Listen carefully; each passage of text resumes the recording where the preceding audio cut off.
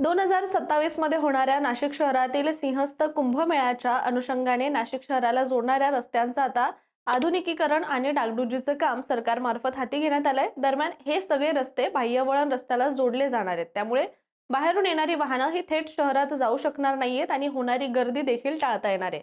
यात आता आणखी एका रस्त्याचा समावेश करण्यात आला असून राष्ट्रीय महामार्ग विकास प्राधिकरणानं मोठा आणि महत्त्वाचा निर्णय घेतलाय। चला तर याबद्दल सविस्तररित्या आणि सोप्या शब्दात समजून घेऊया।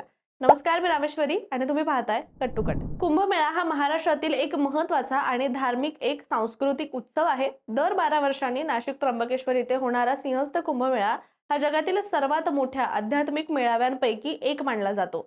हा कुंभमेळा केवळ धार्मिक परंपरेपुरता मर्यादित नसून तो सामाजिक, सांस्कृतिक आणि प्रशासनाच्या दृष्टीने देखील एक मोठा आणि अद्वितीय प्रयोग आहे। त्यामुळे 2027 मध्ये नाशिक त्र्यंबकेश्वर येथे होणाऱ्या सिंहस्थ कुंभमेळ्यासाठी देशभरातून लाखो कोट्यावधी भाविक इथे येण्याची अपेक्षा आहे। प्रयागराज येथे झालेल्या कुंभमेळ्यानंतर नाशिक त्र्यंबकेश्वरच्या कुंभमेळ्यासाठी 5 पट अधिक भाविक येतील असा अंदाज व्यक्त करण्यात आलाय। त्यामुळे पर्व स्नान आणि अमृत स्नान शांततेत आणि सुरळीत पार पडण्यासाठी तसेच कोणतीही दुर्घटना होऊ नये यासाठी विशेष काळजी घेणं हे सगळ्यात मोठं सरकार समोरचं आव्हान आहे। यामागचं कारण म्हणजे याआधी 29 जानेवारी 2025 रोजी प्रयागराज येथील महाकुंभमेळ्यात मौनी अमावस्येच्या दिवशी भयंकर चेंगराचेंगरी झाली होती। परिणामी या घटनेमध्ये 30 जणांचा मृत्यू झाला तर अनेक जण गंभीर जखमी झाले होते आणि कुंभमेळ्यात चेंगराचेंगरी होणं ही काही पहिली घटना नव्हती। त्यामुळे अशी परिस्थिती नाशिक त्र्यंबकेश्वरच्या कुंभमेळ्यात होऊ नये याची काळजी घेणं सरकार समोरचं मोठं लक्ष आहे। यासाठी केंद्र आणि राज्य सरकारने मिळून मोठ्या प्रमाणात विकास कामं हाती घेतली असून मुख्यमंत्री देवेंद्र फडणवीस यांनी सांगितलं आहे की या कुंभमेळ्याच्या निमित्ताने फक्त नाशिक परिसरात सुमारे 25,000 कोटी रुपयांची विकास कामं घेण्यात आली आहे। तर ही कामं भाविकांच्या सोयीसाठी तर असतीलच, पण त्यातून नाशिक परिसराचा देखील एकंदर विकासही वेगाने होणार आहे। दरम्यान नाशिक आणि त्र्यंबकेश्वरला होणारा सिंहस्थ कुंभमेळा अवघ्या एका वर्षावर येऊन ठेपलाय। 30 नोव्हेंबर 2026 रोजी कुंभमेळ्याचं ध्वजारोहण होणार आहे। 2027 मध्ये शाही पर्वणी स्नान होणार आहे। अशातच देशभरातून लाखो साधू महंत आणि करोडो भाविक हे नाशिकमध्ये दाखल होणार आहेत। याच अनुषंगाने राज्य सरकार समोर सगळ्यात मोठं जर कोणतं आव्हान असेल तर ते म्हणजे नाशिक शहरात येणारी हजारो लाखोंची वाहतूक योग्यरित्या हाताळणं। याचकरिता नाशिक शहराभोवती तब्बल 66 किलोमीटरचा रिंग रोड देखील उभारण्याच्या कामाला आता गती मिळाली आहे।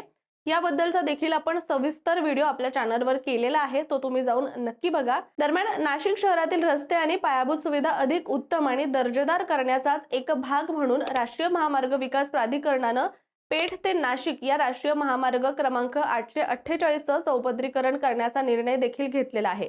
नाशिक पेठ या रस्त्याला 10 वर्षांपूर्वी राष्ट्रीय महामार्गाचा दर्जा देऊन त्याचं काँक्रिटीकरण करण्यात आलं होतं। सिंहस्थ काळात या महामार्गावरून भाविक मोठ्या प्रमाणात नाशिक व त्र्यंबकेश्वरला येण्याचा अंदाज आहे।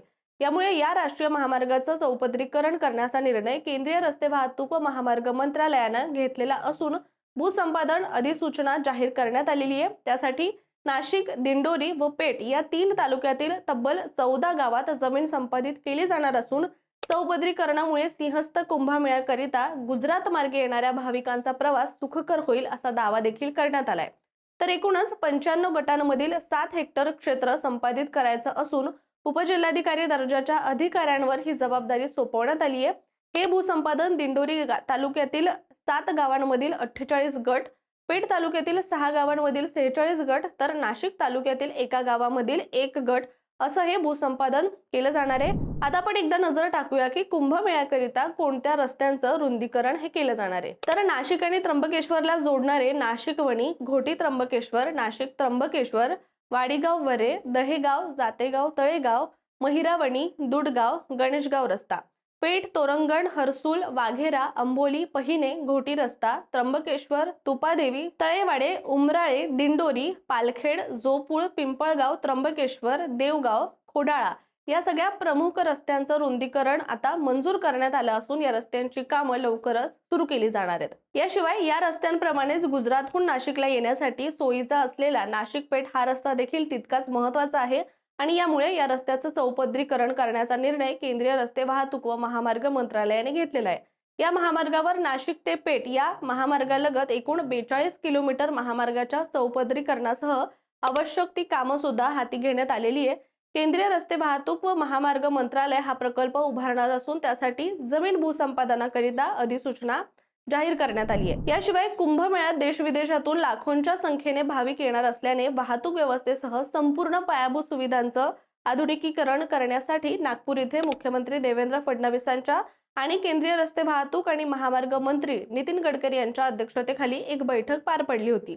या बैठकीत संभाजीनगर ते नाशिक, नागपूर ते नाशिक तसेच नाशिक आणि त्र्यंबकेश्वरकडे जाणाऱ्या अंतर्गत रस्त्यांच्या विकासासंदर्भात देखील सखोल चर्चा करण्यात आली। इतकंच नाही तर या रस्त्यांसाठी निधी मंजूर करून तातडीने काम सुरू करण्याचे आदेश देखील देण्यात आले होते। विशेष म्हणजे 2027 मध्ये होणाऱ्या कुंभ मेळाव्यापूर्वी केंद्र सरकारकडून एकूण 9 रस्ते विकसित केले जातील अशी माहिती देखील समोर आली आहे आणि प्राथमिक अंदाजानुसार या कामांसाठी 4000 कोटी रुपये खर्च करण्यात येणार असल्याची सुद्धा शक्यता आहे। याबद्दलच बोलताना मुख्यमंत्र्यांनी म्हटलंय की कुंभमेळ्यात मोठ्या प्रमाणात भाविक येणार असून वाहतूक सुरळीत ठेवण्यासाठी रस्ते विस्तार हा अत्यंत महत्त्वाचा आहे। पंतप्रधान नरेंद्र मोदी यांच्याकडे रस्ते नेटवर्क वाढवण्याची विनंती करण्यात आली होती आणि केंद्रीय मंत्री नितीन गडकरी यांच्या पुढाकाराने 8 मुख्य रस्त्यांच्या विकासाला मंजुरी देण्यात आली आहे असं देखील मुख्यमंत्री यावेळी म्हणाले। याशिवाय नाशिक व त्र्यंबकेश्वर दरम्यानचा रस्ता अधिक सक्षम केला जाणार असून काही ठिकाणी 6 लेन आणि काही ठिकाणी 4 लेनचे रस्ते हे तयार करण्यात येतील। कुंभमेळ्यापूर्वी हे पहिले टप्प्यातील काम पूर्ण केले जाईल आणि नंतर दुसऱ्या टप्प्यात उर्वरित कामही पार पडली जातील। द्वारका सर्कलचा मार्ग देखील 2 टप्प्यात विकसित करण्यात येणार आहे असंही मुख्यमंत्र्यांनी यावेळी स्पष्ट केलंय। दरम्यान 2027 ला होणाऱ्या या सिंहस्थ कुंभमेळ्यापूर्वी म्हणजेच मार्च 2027 पूर्वी कुंभमेळ्याशी निगडीत सर्व प्रमुख कामे ही पूर्ण करावी अशा सूचना शासनाने संबंधित अधिकारी आणि कर्मचाऱ्यांना दिलेल्या आहेत। नाशिक पेठ महामार्ग चौपदरीकरणाचं काम पूर्णत्वास जाईल असा देखील अंदाज आहे। त्यामुळे कुंभमेळ्यासाठी गुजरात मार्गे नाशिकमध्ये येणाऱ्या उत्तर भारतीय भाविकांचा प्रवास अधिक जलद होईल। शिवाय राज्य सरकारने घेतलेले हे निर्णय भाविकांच्या सुविधेसोबतच नाशिक परिसराच्या एकंदर विकासासाठी महत्त्वाचे ठरणार आहेत आणि यातून केवळ धार्मिकच नव्हे तर पर्यटन आणि स्थानिक अर्थव्यवस्थेला देखील चालना मिळेल हे मात्र नक्की आहे। तुर्तास आपण इथेच थांबूया। मात्र तुम्हाला काय वाटतंय? ज्याप्रमाणे या प्रकल्पांबद्दल आपल्याला सांगितले गेले किंवा अपेक्षा व्यक्त करण्यात आल्या त्यानुसार हे प्रकल्प पूर्ण होतील का?